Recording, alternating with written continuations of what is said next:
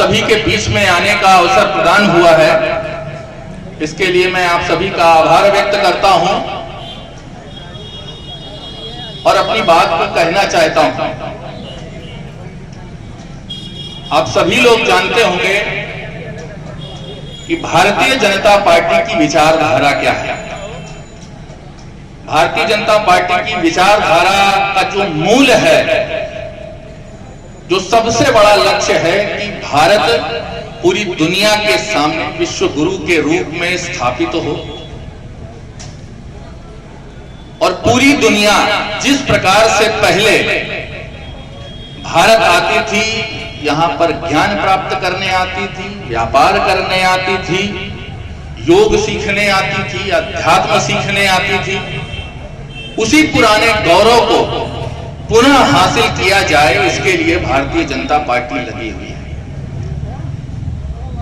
ये भी आप जानते होंगे कि भारतीय जनता पार्टी दुनिया की सबसे बड़ी पार्टी है। आप कल्पना कर सकते हो कि दुनिया की सबसे बड़ी पार्टी जिसमें करोड़ों करोड़ों लोग कार्यकर्ता बन करके देश के उत्थान के लिए अपने जीवन को हवन कर रहे हैं, सिर्फ देश की सेवा के लिए अपने जीवन को खर्च कर रहे हैं। और ये वही पार्टी है जिस पार्टी में कोई किसी का पुत्र होगा तो राष्ट्रीय अध्यक्ष भी बनेगा, कोई किसी का पुत्र होगा तो मुख्यमंत्री बनेगा, कोई किसी का पुत्र होगा तो प्रधानमंत्री बनेगा। ये परिवारवाद वाली पार्टी नहीं है। ये जनता के बीच में रह करके जनता के लाभ के लिए, जनता के लिए अपने जीवन को समर्पित करके जो व्यक्ति आगे बढ़ेगा वही विधायक भी बनेगा, वही सांसद भी बनेगा, वही मुख्यमंत्री भी बनेगा, वही प्रधानमंत्री भी बनेगा। ये वो पार्टी नहीं है कि किसी का पुत्र होने पर ही आपको जो है उसका सिंहासन मिलने वाला है। सरकार नहीं है तो अध्यक्ष भी उसी का पूरा परिवार भी वही अध्यक्ष, वही महामंत्री, वही उपाध्यक्ष, और सरकार आएगी तो वही विधायक, वही सांसद, वही मंत्री, एक ही परिवार तक सीमित। ऐसी पार्टी अपनी भारतीय जनता पार्टी नहीं है। पहली चीज। दूसरी चीज यह है कि ये राम को मानने वालों की पार्टी है और आपका जो प्रत्याशी है ये उस समाज से आता है जब भगवान राम वनवास के लिए निकले तो बीच में नदी पड़ी। अब नदी को पार करना था, नदी पार करने के लिए कोई संसाधन तो था नहीं, तो वहीं पर अपने निषाद राज जी भी रहते थे जो भगवान राम के परम मित्र हुआ करते थे। तो उन्होंने उनको ढूंढा और उसके बाद उनसे कहा कि भाई मित्र, मुझे तो वनवास हुआ है, मैं वनवास के लिए जा रहा हूं, तो नदी पार करानी पड़ेगी आपको। तो उनका कि बिल्कुल बिल्कुल प्रभु, मैं पार कराऊंगा। और उन्होंने नदी भी पार करवाई। नदी पार करवाने के बाद सीता जी ने उन्हें, भगवान राम को कुछ इशारा किया कि ये लो और इनको कुछ भेंट कर दो, कि चूंकि रोजगार उनका वही है। तो प्रभु श्री राम उनको कुछ मुद्रिका देने लगे तो निषाद राज जी ने कहा कि नहीं प्रभु, ये नहीं ले सकता हूं मैं। उन्होंने पूछा क्यों नहीं ले सकते हो? तो उन्होंने एक बड़ी सुंदर पंक्ति कही कि नाई से न नाई लेत, धोबी से न धोबी लेत, दे के ये मजूर या न जात को बदनाम कीजिए। आप आए मोरे घाट तो पार मोहे मैंने उतारे दीजो, जब आऊंगा मैं तोरे घाट तो पार मोहे उतारियो। तो उसी समाज के जो अपने प्रत्याशी हैं, उसी समाज से आते हैं धर्मराज जी। तो आपके बीच में मैं उन्हीं को, प्रभु श्री राम के जो मित्र परिवार है, जिन्होंने ऐसी विषम परिस्थितियों में भगवान श्री राम जो हमारे आराध्य हैं उनका साथ दिया है, तो आज हमारी नैतिक जिम्मेदारी बनती, क्योंकि यहाँ पर हम सभी राम भक्त हैं, तो अपने प्रभु श्री राम के मित्र के वंश का कोई व्यक्ति यदि चुनाव लड़ रहा है तो आज हमको इस डंके की चोट पे कहना चाहिए कि लाखों वोट उनको मिलने चाहिए, हजारों वोट से उनको विजय प्राप्त होनी चाहिए। मात्र जीत मात्र से वो कर हम उतार नहीं सकते हैं। जो हमारे आराध्य के लिए उनके मित्र रहे हों, तो उनका कर्ज हमारे ऊपर है, उसको उतारने का ये मौका है। इसलिए आपसे निवेदन करना चाहता हूं कि अपने प्रत्याशी धर्मराज जी को भारी मतों से जिता करके उनको विधानसभा भेजना है। दूसरा मित्रों, ये बात कहना चाहूंगा कि समाजवादी पार्टी,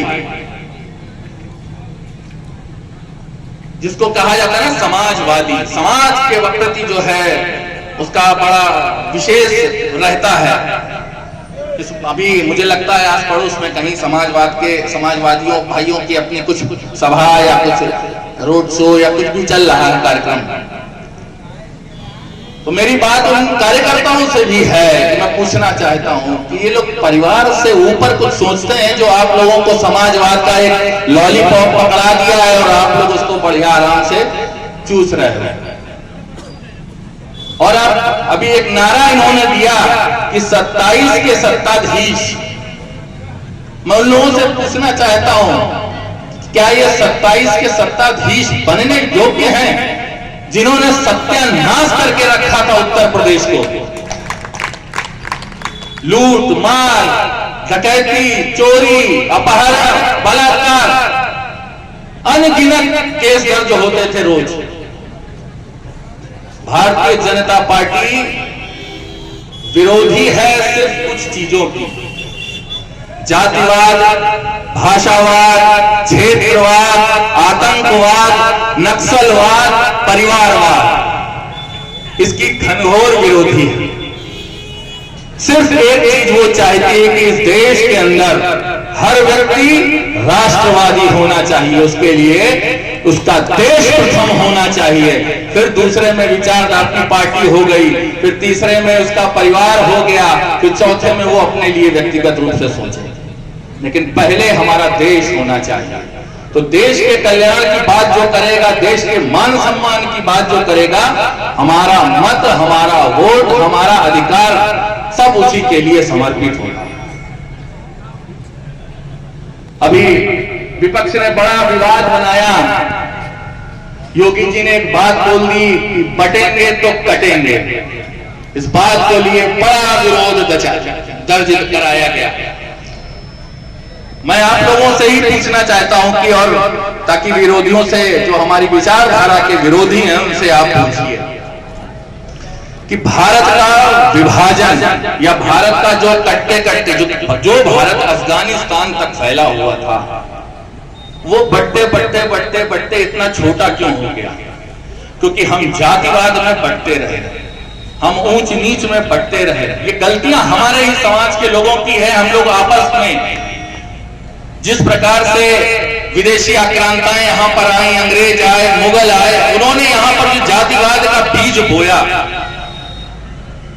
और हम लोगों को आपस में बांटने का काम किया, उसी का दुष्परिणाम हुआ कि हमारे देश की सीमाएं संकुचित हुई, हमारे देश के अंदर एक भीषण तरीके से धर्मांतरण हुआ, जिससे कि हमारी जनसंख्या कम होते एकदम कम होती जा रही है, क्षेत्रफल भी हमारा कम होता जा रहा है। इसके बारे में विचार करना, इसके बारे में बोलना क्या कोई अपराध था या कोई गलत बात बोली गई?